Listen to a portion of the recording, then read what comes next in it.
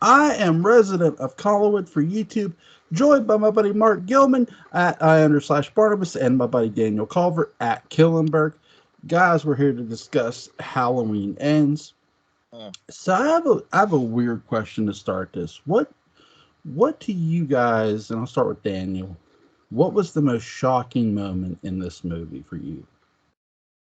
Almost shocking. Actually, I'll be honest. When that kid died, Oh yeah, Jeremy. Yeah. I Yeah, wasn't really expecting that to happen. yeah, I know Michael Myers killed a kid in 2018, but I don't know. I just wasn't expecting it. He, fell off the staircase, and yeah. It felt before Mark goes. It felt like a bit like something Hitchcock would have done. Hmm. You know, Came which completely out of nowhere. yeah. What was your most shocking moment, Mark? Um, I'm going to say, um, and obviously, yeah, we're talking spoilers here. I'm going to say when Corey killed himself. Yeah, That was something that really shocked me. I didn't think that was going to happen. yeah. The knife to the neck seemed to like come out of nowhere. I'm like, what the hell did he just do? Hmm. Those are both good. And my biggest shocking moment, you Mark, you and I had a video I think a couple weeks back where you Hmm. said you made a prediction. It was interesting. You said you thought this might continue.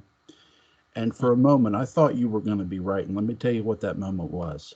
When Corey went back down into the sewer, or whatever you want to call it, to get the mask. Yeah. Because I thought Corey's going to kill Michael. Hmm. And I was shocked he didn't. Yeah.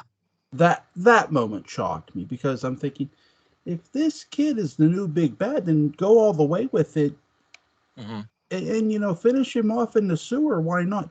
Because does it really matter if Laurie kills Michael at this point? To me, no. Hmm. But I mean, because Corey, to me, Corey is more setting the pace for a square, and he does for a face off between her than Michael is. So I thought when Corey's going down in the sewer, I'm thinking Corey's gonna go down and kill Michael and be the new big bad of this movie, and he's sort of being the big bad Hmm. already. But that's what I found most interesting is that shocked me most. He didn't kill him. He just took his mask, which I think all three films have done one thing really well. They've explained why Judith died. Judith took Michael's mask, the clown mask. Hmm. This is why the dipshit boyfriend got to leave. He didn't take the mask, Hmm. but Judith did, and I think that's the one thing I walk away from this series the most. What's the one thing you guys when you guys walk away from this series? What's the one thing that it gave you, like from an information sense wise? I guess like mine was Judith. Like, so Hmm. what was you guys's? Daniel? information wise, that's actually a good question.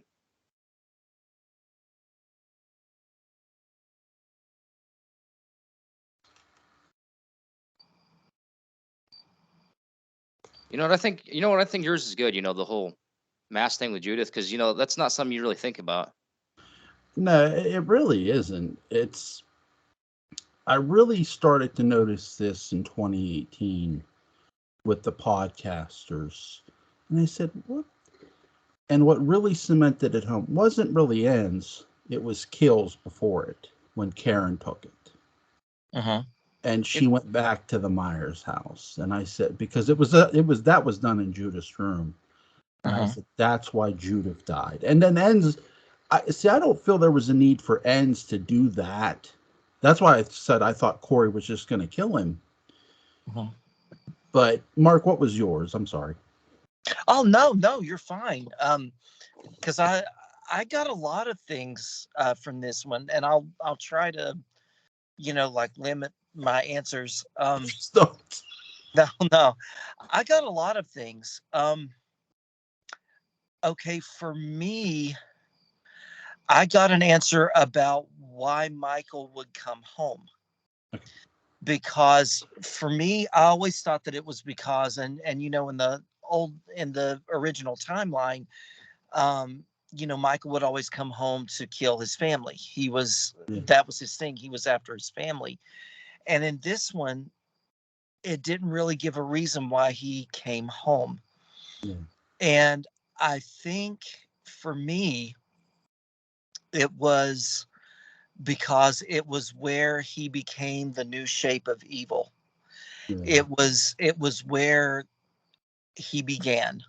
yeah, Um, and like with Corey, and one thing I really loved, and I didn't get it on the first watch. I've watched it twice.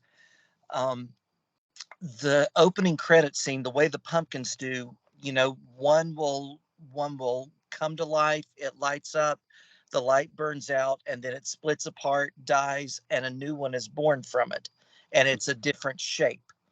So with Corey, it's like he was being made into the new shape, and it showed that yeah, he was living at home with his parents, but he was also staying a lot and going home to Jeremy's old house. yeah. And staying there, he had a blanket and stuff to show he had been sleeping there. And he took Allison there and, was wanting to show her. And it's like Corey kept going home too. And to me, it was like it was a place where they would, I guess, get rejuvenated and be stronger when they would do that, when they would go to the point that they started. And it said in the beginning of Halloween Ends that the Myers house was torn down. And you see Michael in this movie, and yeah, 4 years has passed, but he's extremely weak. Yeah. I mean, physically weak. And to me, that was something that a perspective I got from it, that why Michael came home in this timeline and the reason why he would do it and what Corey would do. I'll get to my one issue with this movie here. Mm-hmm. I don't mind. I don't mind a copycat killer, and I don't mind Michael being able to transfer Mm-hmm. his evil, if you will. Because what I take away from that is, well, Michael always knew he could do that. Mm-hmm. Because why drag it? He wasn't just, if it was just about killing Corey, there's no sense in dragging him into the sewer to do it. I mean, what's the old man gonna do, really? But you know, Mm-hmm. it, it, so my issue is 2018 is the start of this trilogy. You had a character in Sartain who was a bit evil, and to me, you don't have to fully do what you did with Corey, but do it just enough. Like, we see him grab Corey by the throat and transfer. Later, he grabs Lori by the throat and he's trying to transfer it to her until Allison intervenes.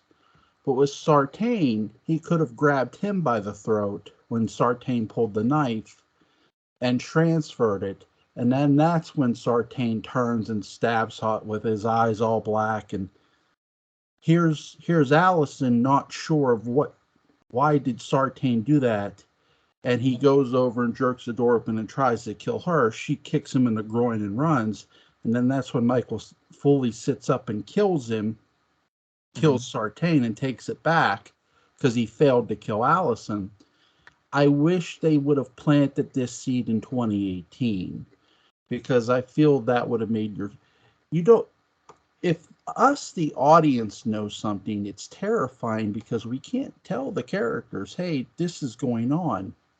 And if Allison really sees this thing, something happen with Sartain, what's she gonna say? She can't see inside Michael's mind and inside Sartain. All she can say is, something happened to Dr. Sartain. I don't understand. Which is great because, hey, Mm-hmm. something did happen to Dr. Sartain. And that would have been great. But Mhm. that's my one big issue is instead of planting this seed clear into the third film, which feels like out of left field, you had a 2 films ago you could have did this and I would have appreciated a lot more. That's why I'm a little disappointed that they did this now. It's okay. I'm not saying Corey Cunningham is not a bad character because all new characters bring a great sense of life to a series. They give you a breath of fresh air. But when you're going to go this direction, if they knew from the beginning they were going to do this exact thing, which I don't think they did, because if they did, they had a character 2 films ago. They could have, again, like I said, you don't have to fully do what you did with Corey to Sartain, but just enough to get it to the audience like, hey, this could happen. Keep your eyes open. So that's my one big issue. But so let me ask you guys, do you guys feel that they should have did it in 2018 or are you happy that they did this here? The the thing with Corey. Yeah, yeah, yeah. Um, I'd say maybe actually in between, Yeah. like maybe they could have done it with the second movie instead. I don't know. The first one could have probably worked, but I think it would be better for the second because we all wanted Michael Myers to come back. Yeah, yeah. Mhm. What do you think, Mark? Okay. I guess I'm going to go out on a limb here. I didn't think. I mean, and this was just my takeaway from it. Sure. Um, I didn't think that Michael was necessarily transferring evil to Corey. The Sure. way I took it was okay. And the more I think about it, I think of this, and I'll like I said, I'll try to rush through this. Um, for me, this whole trilogy seemed to be about Haddonfield. Yeah. And the reason I feel like that is because, um, okay, you think of a big tragedy in history. You think of like World War II, the Holocaust. Right. We can look back at it now and think, God, that was so awful, but it's nothing compared to the people that lived through it. Right. Every killing is nothing like their experience. Um, and at the pharmacy I work at, there's a lady that is from Germany. She was born in 1939. Once she left Germany, she said she can, like, to this day, she can't go back there because she said it's like it's just all too fresh for her. She can't go back.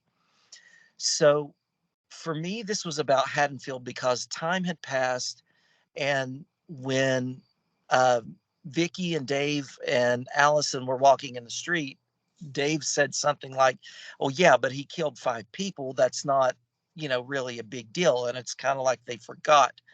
Yeah.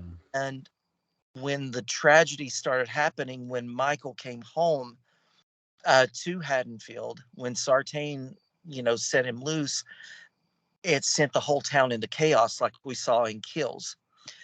And so it's like, they're fresh. Everything is, the wound is fresh. Michael's killing people in the dozens, much worse than he did before the first time in 78. And then we get to ends and it's 4 years later. So we're having the whole town healing from this tragedy. And it's like, everybody reacts differently.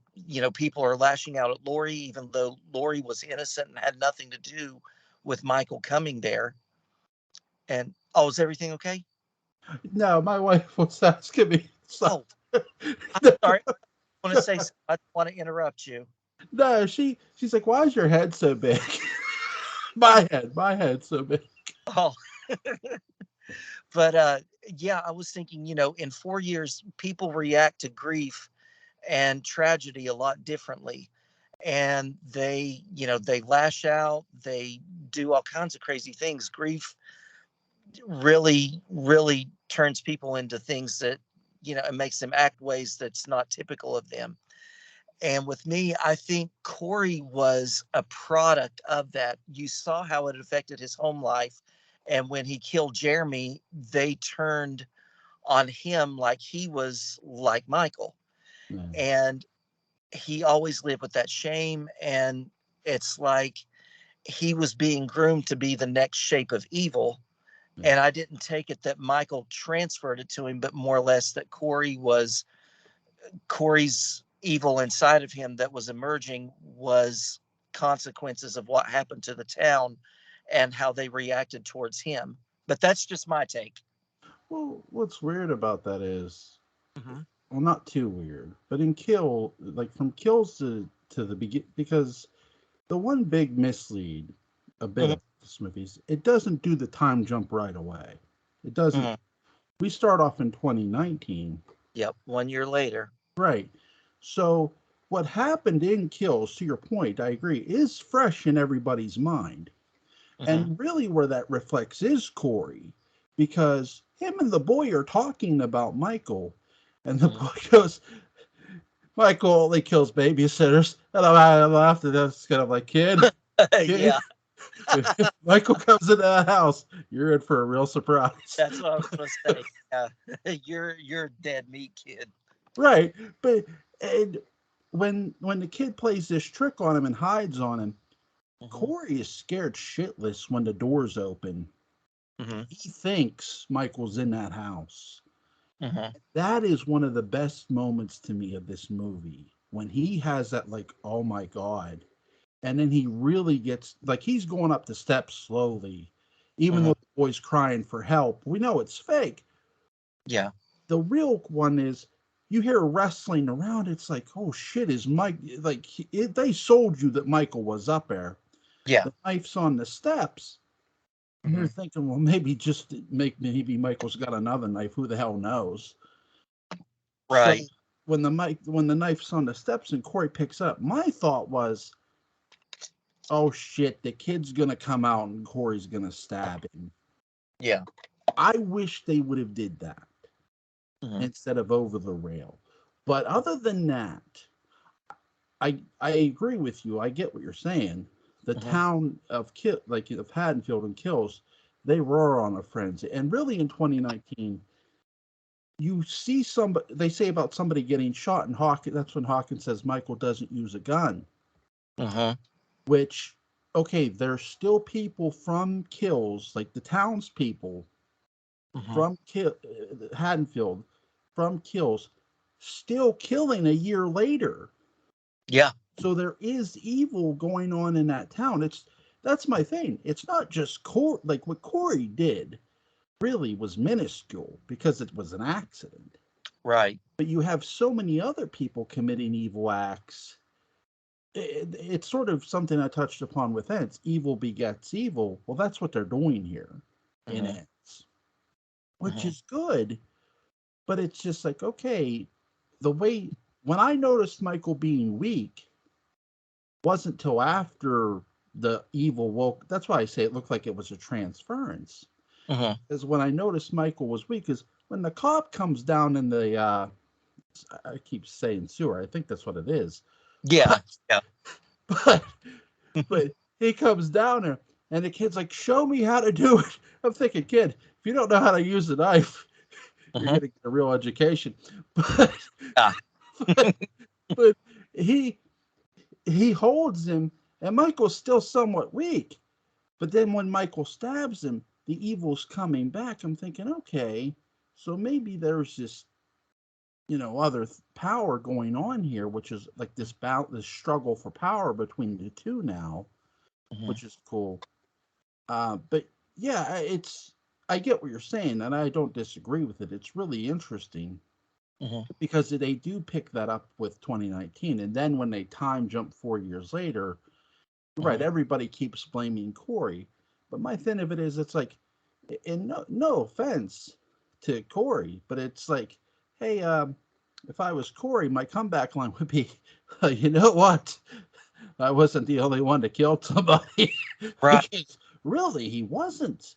Mm-hmm. I mean, that's what shocks me most with this movie. It's like, really, it more feels like the town is deflecting their blame on the Corey, so no one else takes any goddamn heat for what happened in Kills and in sort of 2019. Like, in a weird way, if that makes sense. Mm-hmm. What do you think, Daniel? I'm sorry, I'm like talking on and on. Yeah, that's actually you made some good points. Like what Corey did was an accident, Right. and that happened only a year after Michael Myers killed a mob of people. So they know how dangerous Michael Myers is. Mm-hmm. Yeah. That I love what they did there, because I think when that's happening, that's all happening as Karen turns around and walks away. It's Mm-hmm. not happening when she's sitting on them steps, which is that's one of the best things about Kills that I liked. They kept jumping back and forth, and they were doing, those sons of bitches were doing that to deceive us. Just to do that, and it's just like, yeah, I knew what you were doing, but that's the one thing I liked about Kills. I don't mind the deception, Mm-hmm. but the way they did it was nice and tricky. Mm-hmm. What's out of all this trilogy, guys, what's your favorite kill in each movie? Daniel? Oh, each movie. Um, You could have more than one. It's okay. oh, Yeah. okay. Oh yeah.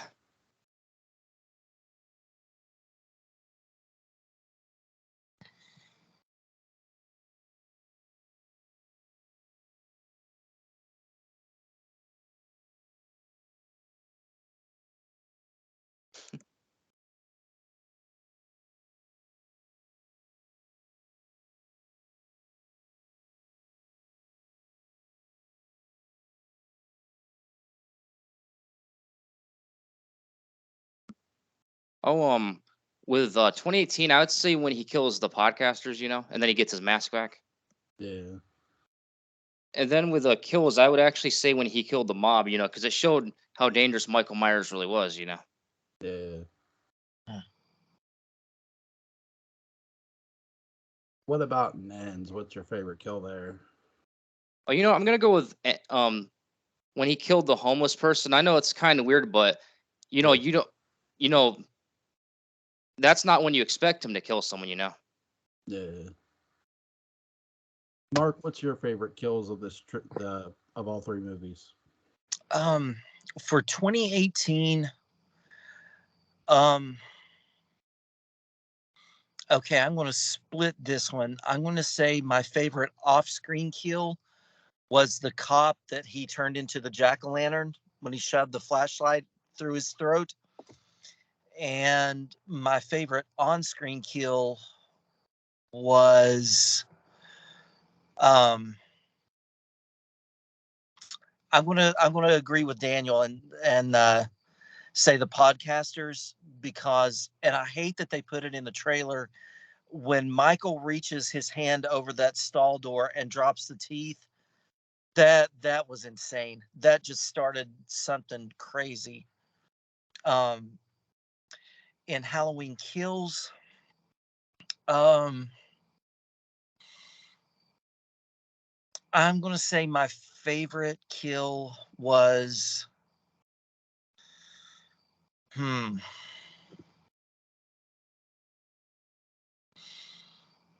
I loved when he took on the fireman in the beginning, Yeah. because there were so many different ways that he did it, and a lot of it was like from their points of view. So that was very unique. And in Halloween Ends, my favorite kill is going to be Michael. When Lori kills Michael, I thought that it was it was deserving for her, and I thought it was a good end for him. Yeah. I felt satisfied with it. In Halloween for 2018, Hmm. my favorite, because I love controversial kills. Yeah. My favorite kill is the kid in the back seat of the car when the bus crashes and his dad gets, you don't see his dad get killed, but his dad's dead. Oh yeah. and when he goes back, he gets his neck snapped.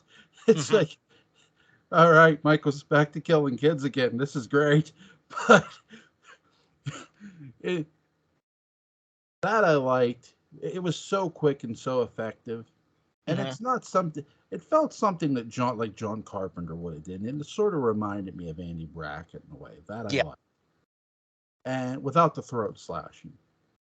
Mhm. So I don't mind. I don't mind a kill without blood because you don't have to always have blood, Right. which I like. But I don't mind a kill with blood. And Mhm. speaking of kill with blood,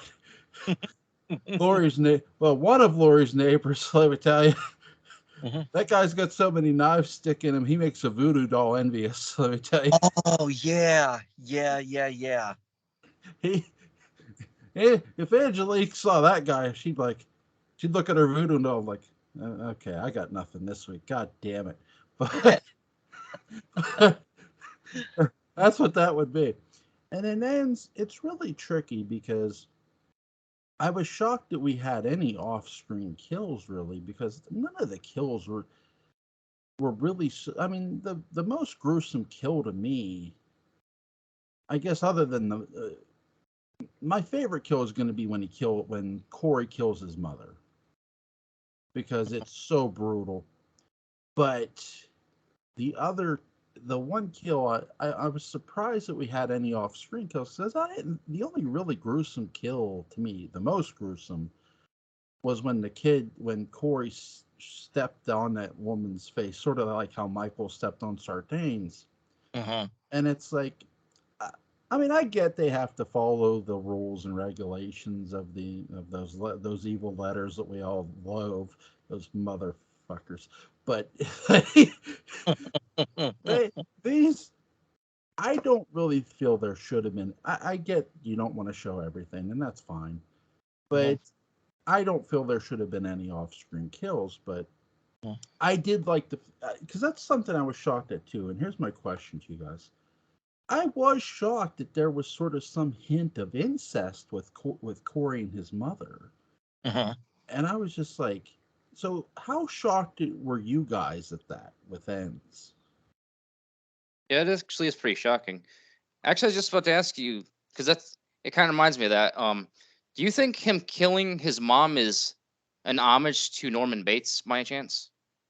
I think that's a great question, and I think Yeah. yes, yeah, I think it is because his mother is very controlling, Mhm.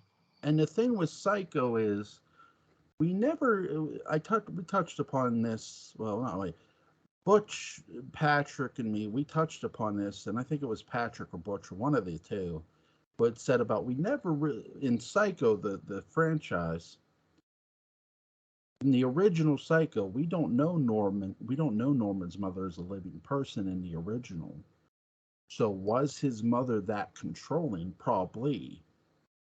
Mhm. But so when you see like you're saying, Daniel, the tribute to Norman Bates, I agree with you. Mhm. It's really well done. I think there are two tributes to Psycho. Really, three.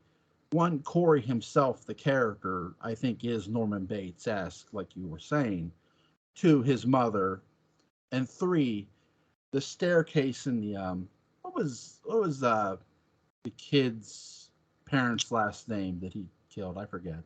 Jeremy Allen, I think. Yeah, their house, their staircase to me is a tribute to not necessarily the staircase in Psycho, but how Hitchcock would shoot a staircase. This Mhm. big, long staircase that they'd shoot up and look. They're always looking down. That was really to me a tribute to Alfred Hitchcock. Mhm.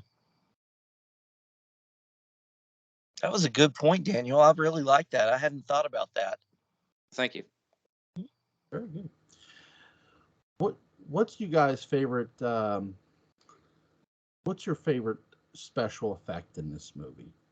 And we'll say all three. Oh, that's actually a good question too. I'm actually gonna start with ends because it's the easiest one to answer. But when Michael was put in the shredder, they did a really good job with that one. Yeah. Mm-hmm. Well, with 2018, I'm gonna actually go with the jack-o'-lantern. Well, no, it's not real jack-o'-lantern, but when they carved the cop out like a jack-o'-lantern. Yeah. Mm-hmm. No, kills. I know it's probably weird that started with ends, but Nah, No. not at all, buddy.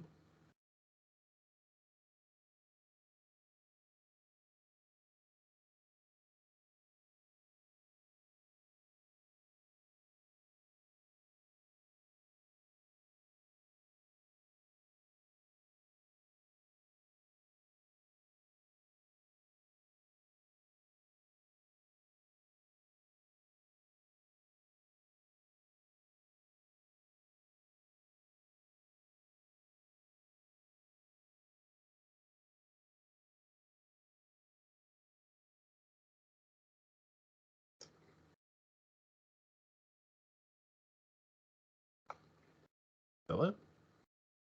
Oh, did we lose him? He left by. We'll wait for him, but um, go ahead and name your favorite effects while we're waiting on Daniel to come back. Oh, okay, sure. I'll invite him back while we're there. Oh, I think he just messaged us. Yeah. Okay. All right. Well, my favorite effect in 2018. Hmm. I think was Oscar's kill. How he died on the gate. That was pretty nasty. And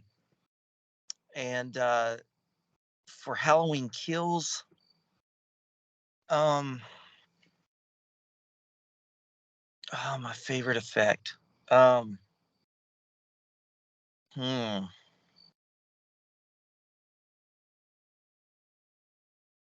Oh man, that's a good one. I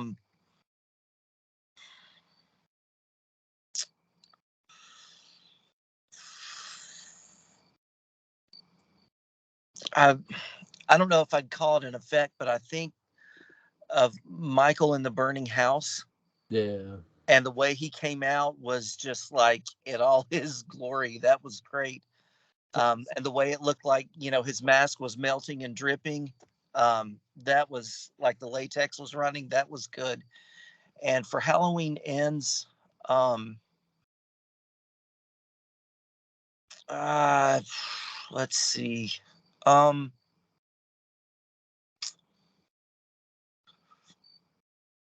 I'm going to say I think a good effect was Jeremy falling and hitting the ground. That Yeah. was just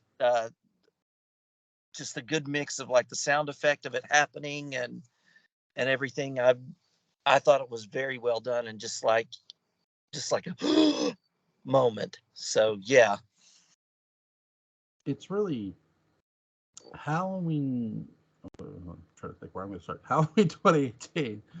Mhm. My favorite effect in 2018 really is the bus crash. Even though you don't get to see it, Mhm. the fact that the bus is broke down is Yeah. really bad. Sorry. Yeah.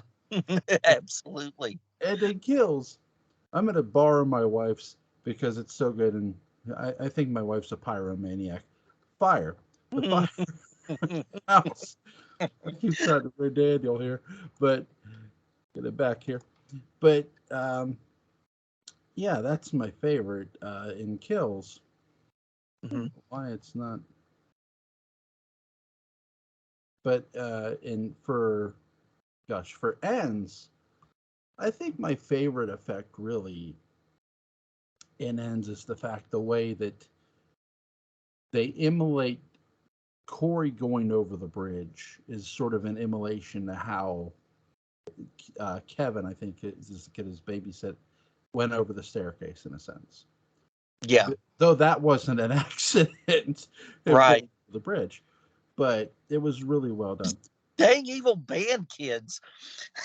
that was so funny. It's like, in what world are band kids the evil bullies? So the filmmakers must have been bullied by band kids or something.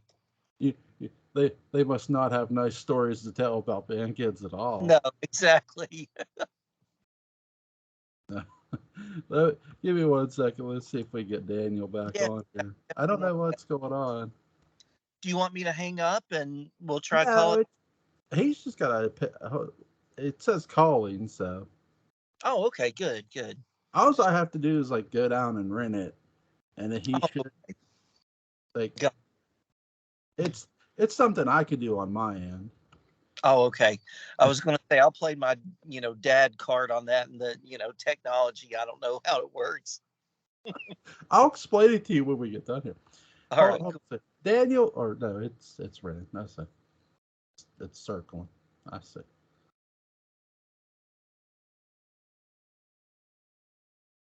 The only thing I don't like about Skype's new screen is it's white. So I have to look and see if the circle thing's going around for anybody. Oh, gotcha. Like that's the only thing I don't like about Skype. It's Skype's new screen needs to be a different color. Mm, understood. Let's see here. Yes. Ring again. We're gonna ring you until we get you back, Sonny. He said it's only giving him the option to join with the camera on. Hmm? He messaged and said that it's only giving him an option to join Oh, the camera on. oh, shit. Son of a biscuit. Uh, that's well. We'll wait till this goes through again. Well, what I'll do is because we got some of this recorded. Oh, there it goes. Oh Are yeah, you sorry there? about that. Hey, dude. I swear that was an accident. I swear.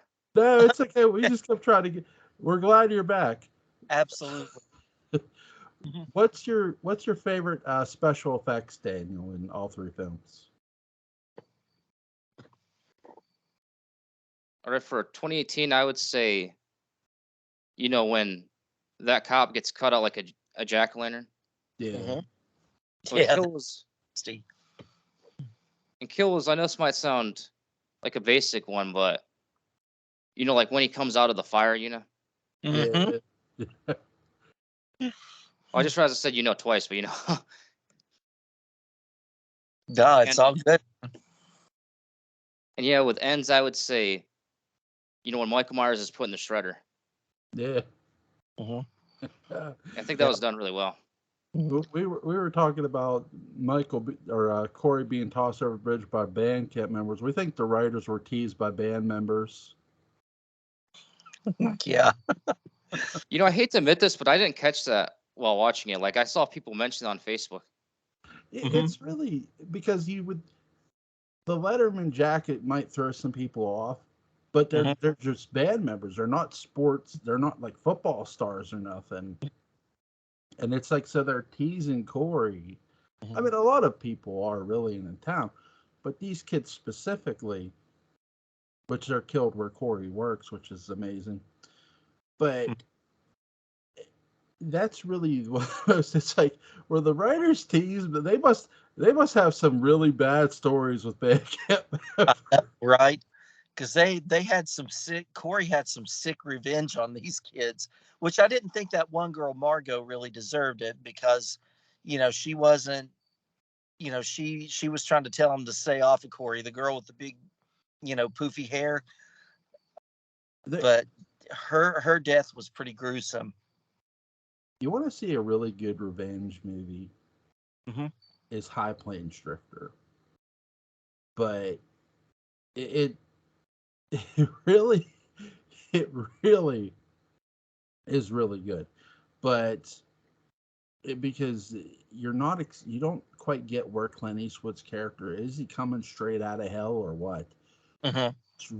It's a horror western and it's really good. Highly recommend it, guys, if you ever want to Now, watch what it. was it called again? High Plains Drifter. Oh, okay. Okay. It's really good. I've seen it on TV and I recently bought it on Blu-ray because I wanted to get it. Mm-hmm. But and I said to my wife, I said, "You got to watch this." She goes, "What is it?" I said, "It's a western." She goes, "You got a lot of those." I said, "Yes, I do." But and so I had her watch it. She's like, "Holy shit!" But what's you guys' favorite score from which film do you guys think had the best score? Daniel, I would say 2018. Mark? Um, I'm thinking I liked.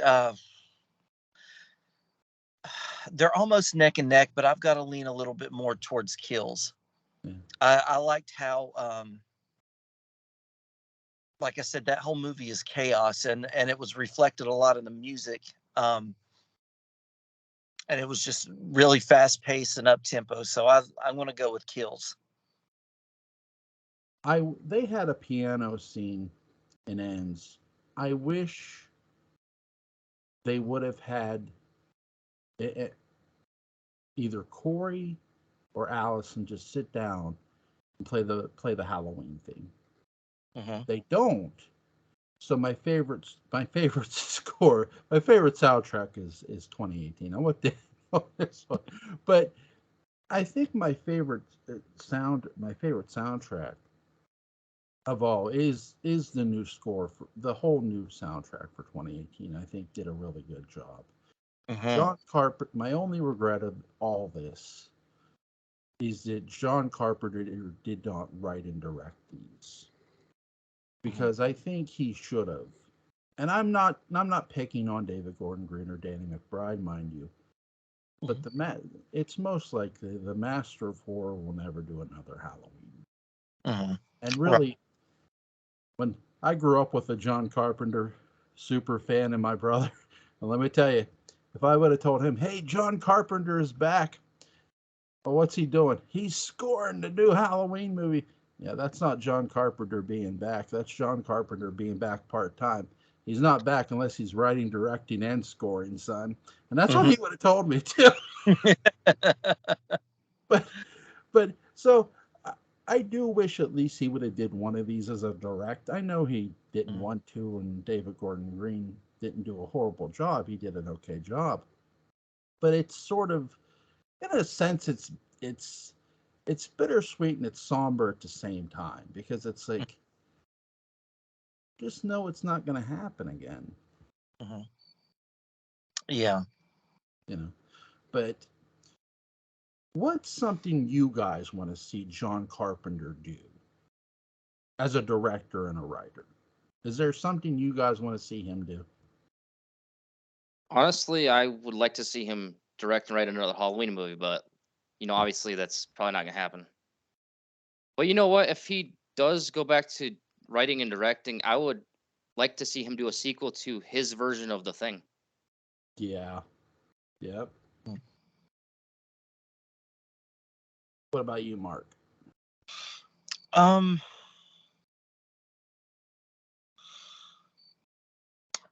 I I would like to see him do something original, but I would like to see John Carpenter's take on an Edgar Allan Poe story. Oh, I Oh would yeah, like that to would be cool. I would like to see him take on an Edgar Allan Poe story, like one of the I know there's a series that Mike Flanagan is getting ready to do, The Fall of the House of Usher, yeah. but I would love to see John Carpenter do that, or The Pit and the Pendulum. Yeah. There is one character that is designed for John Carpenter specifically, Mm-hmm. and it is my favorite pulp hero, the Shadow, because like Michael Myers stalks teenagers, the Shadow stalks criminals maliciously and delivers them to justice, and he Mm-hmm. does it in the most terrifying way. Mm-hmm. It's the best horror superhero ever, and I say that with all the meaning. And here's Mm-hmm. the thing too, he would have so much fun with this character. It Mm-hmm. would be ridiculous, and the Yeah. score would be legendary. Mm-hmm. Because the thing of it is too, you wouldn't have to show Lamont Cranston, and you show the Shadow even less. Mm-hmm. It's the build to the Shadow that is terrifying, because the Shadow could literally be the guy next to you and you wouldn't know it, because Mm-hmm. he's a master of disguise. But I don't think he'll do that. But I will give an honest to God horror one, and it is really, it's long overdue, and it's well, not a horror, not just a horror one, but it's another. What is it? John, let's see. I shouldn't say horror. It was a western, so I apologize. But John Carpenter was a fan of John Ford too. Now I don't think he would do this, but The Searchers would be right up his alley. A remake of The Searchers, and really, really gritty film. But I don't think he'd take it on because he's getting up in age. And if you've ever seen The Searchers, The Searchers is desert porn, my friend. Western. It's all desert. Like you got John Wayne in the desert, and it's just like Jesus Christ. It's somebody was in love with some sand. Yeah. Isn't John Carpenter a big Western fan though? Yeah, he is. He's a huge Western fan. Nice. I didn't know that. He's a big. That's John Ford did. John Ford did The Searchers. So he's a big John Ford fan. So I could see him doing a West. Now, guilty pleasure. I would if they said he was remaking Once Upon a Time in the West. Let me tell you, I would sell my soul, but but it probably won't happen. But still, so again, John Carpenter could do whatever he wants now, and that's great. And I hope whatever he picked. Now I've read he wants to do Dead Space, the video game, and bring it to life as a movie. That was awesome. Yeah, I agree. That'd be awesome. Fantastic. And I hope he gets to do it. And if Hollywood doesn't let him, if people thought we were pissed that they didn't let George A. Romero do Resident Evil, let me tell you, we'll really be revolting if they don't let John Carpenter do Dead Space. Right. But they really need to let him do that. He was made for that game, literally. I mean, just what's the? Let's see. We did what shocked you in Halloween Ends. What shocked you most in the previous two movies, guys, in 2018 and in Kills? That's actually a good question. I know it's not the jack-o'-lantern thing because, like, I know I brought that up before, but I think they spoiled that in the trailer. Yeah, a bit.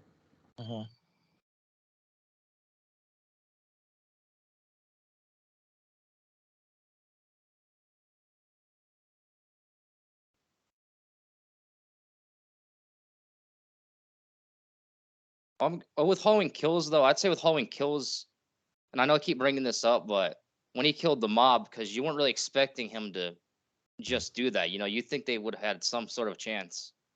Yeah. But with Ends, it's easy. Again, the Shredder. I know I'm bringing up the same stuff, but it's good, man. Yeah. Yeah, Michael's like, you know what really grinds my gears? Oh, no. Well, here's the thing too. Here's what shocked me most in 2018. What they didn't show, because there's things into the 2018 trailer that aren't in the movie. The same thing with Ends, by the way, a bit. Lines, for example. But for 2018 especially, there's a scene where Laurie's outside holding a knife that's not in the movie. That's what shocked me most. There are things that just aren't in the movie from a canon sense. Now I'm sure they're deleted scenes, but that aren't in the actual movie. That's what shocks me most.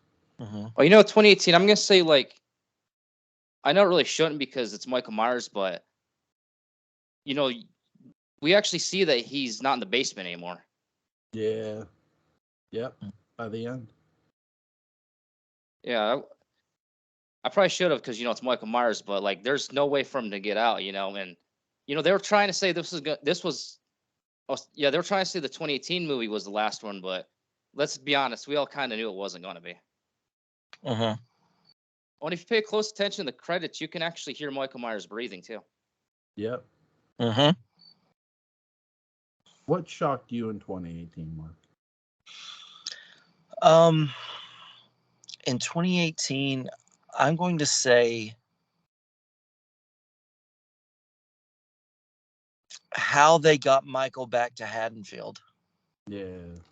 I think that was something I didn't expect to happen. That Sartain set the whole thing in motion. That his own doctor did, and that was like a big difference between him and Loomis, because Loomis was trying to contain him, but Sartain was trying to set him loose into the wild. Yeah.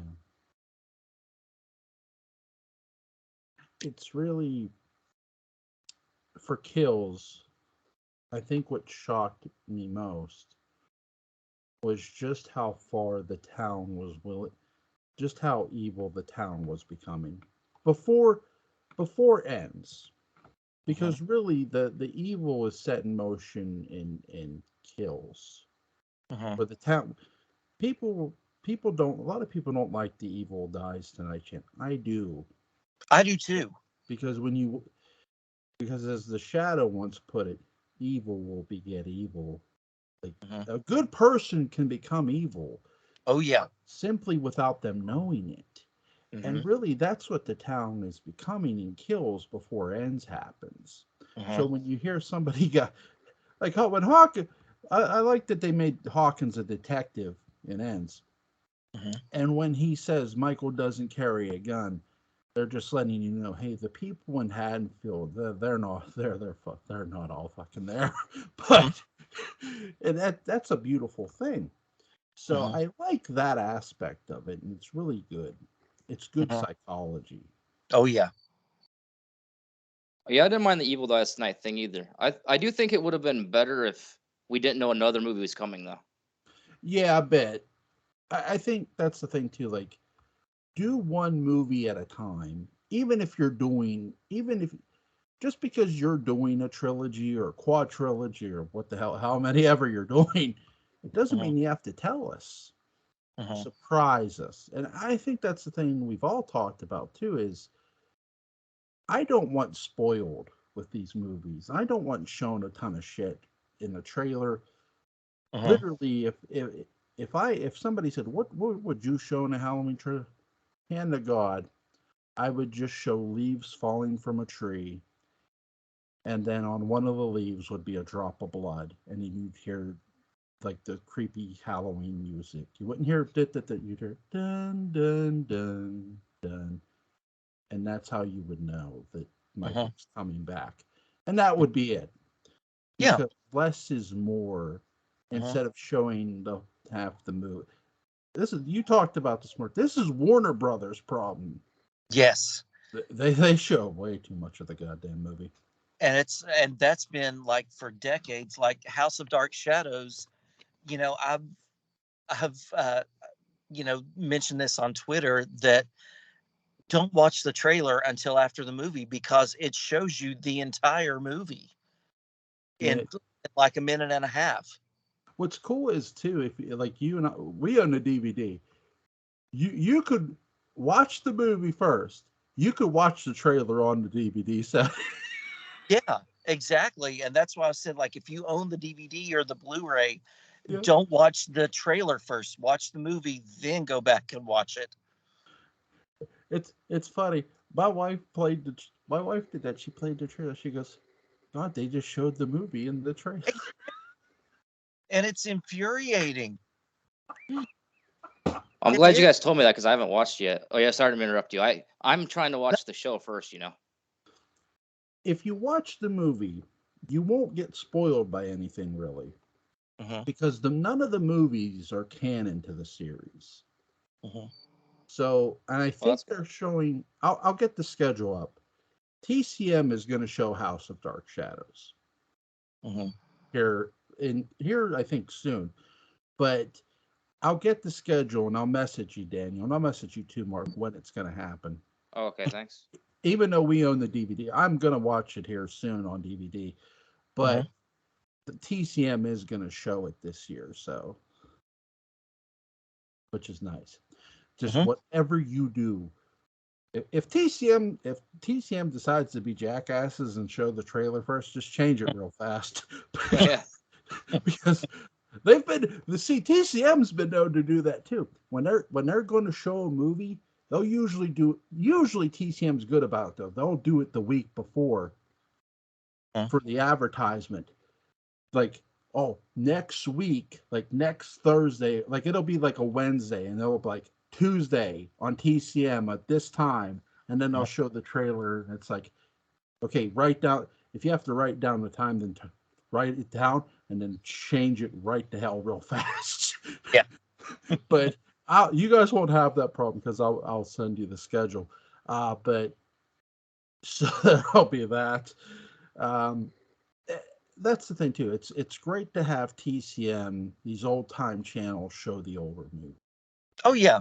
You know, that's one of the best things about October and really the Halloween season is the fact you have things like not just AMC, but TCM out there, and not just have to rely on the streaming services.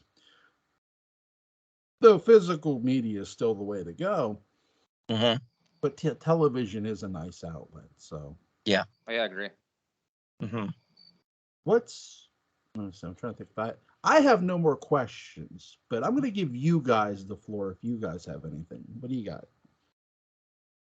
Anything? You guys want to add anything? You know, I want to say that I actually do like this movie, but I don't feel it was a good Halloween movie, if that makes any sense. I feel this is okay. Oh yeah, I feel this is one of those movies like you watch on a streaming service and it's like, oh, that was a good movie, and then you never watch it again. It should have been so much more. You know, this is a Halloween movie. Yeah. Yeah, I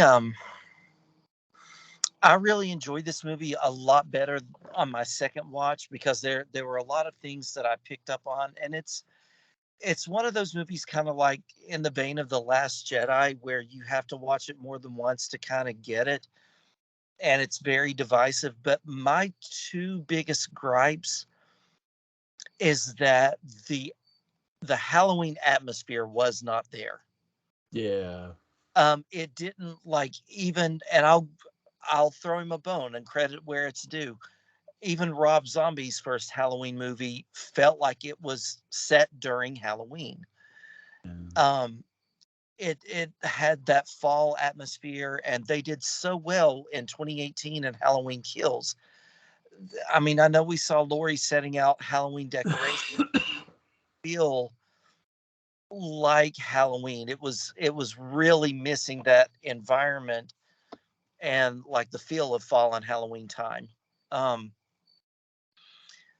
that was my biggest gripe with the movie, and um, mm, I guess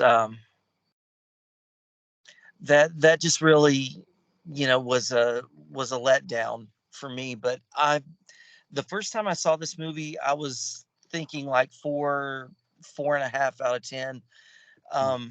But I on my second watch, I'm willing to go higher and give it between a 6.5 and a 7. Yeah. What's Uh, your rating? to me, it's the weakest one of the three, but still good. What's your Oh, yeah, it's rating? definitely the weakest one of the three. Yeah. I'll be nice. I'll give it a 5 out of 10. Mhm. I'll say this: Rohan Campbell deserves a lot of credit. Oh yeah, He carried this movie. That kid's got a bright goddamn future. And if some Hollywood jackass wasn't paying attention, I swear to God, I'm gonna lose my fucking mind. But Mhm. I mean, that's the thing. You have these young talents out there who are literally starving for work. God damn it, give it to them because they need it. Yeah. And that's my thing. I will say that I'm with you guys. I wish we wouldn't have known about the. I'm with Daniel. I wish we would have not known about the sequels in advance. You Oh don't yeah. have like. Let's go one at a. That was a great point, Daniel. Yeah. Well, Thank you. And it really, at the end of the day, I don't hate the trilogy, but I think at the end of the day, when you plan a 3 trilogy set, god damn it, make it clear what the hell you're doing. mhm. You don't have to tell me everything, but make certain things clear. at the beginning of your movie series, because I'm getting old to remember everything. But hey, Mr. Gillman, Mr. Mark Gillman, you got your Yep. AARP card. I know you do. We're Yep. not all like Daniel Culver. He's 20. He says he's 30, but he's 20. Yep. Yeah, I've got 1 week to go exactly 1 week until 41. Oh my God. But guys, it's been fun. Next week, are you guys good for next Monday or? I'm good for next Monday. I don't know if I'll be okay for next Monday, but I'll see what I can do. If not, if you need a different day, let me know. We can do a different day. But whenever you guys can, we're gonna do Season of the Witch, Halloween 3. Sounds good. All right. Because we're all employees of the month there, just like Dick Warlock is. I do have one question for both you guys. What was in each one of the films? What was the most frightening thing you in each one of the films, or frightening moments?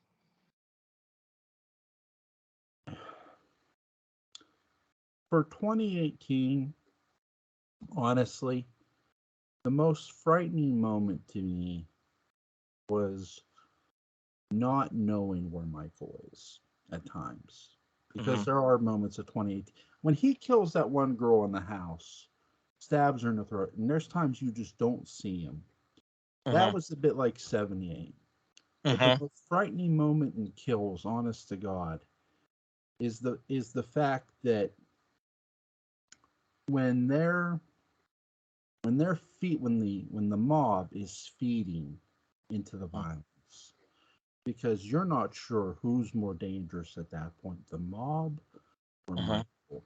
And that's something that doesn't get talked. That's something that won't get talked about enough with this trilogy.